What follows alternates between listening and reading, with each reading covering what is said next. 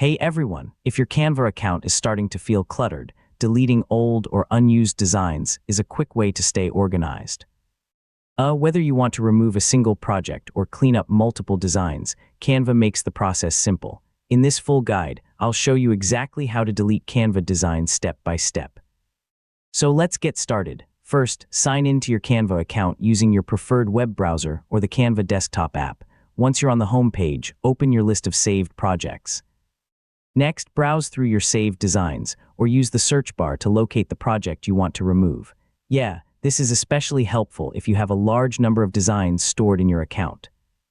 Now click the More Options menu on the design. Depending on the version of Canva you're using, this may appear as a three-dot icon or a similar options button. Select Move to Trash or Delete, depending on the option available in your Canva account. Canva may ask you to confirm your choice before the design is removed.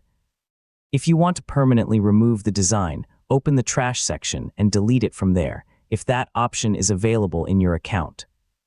Items in the trash may remain recoverable for a limited time before they're permanently removed. Finally, return to your projects page and confirm that the design no longer appears in your library.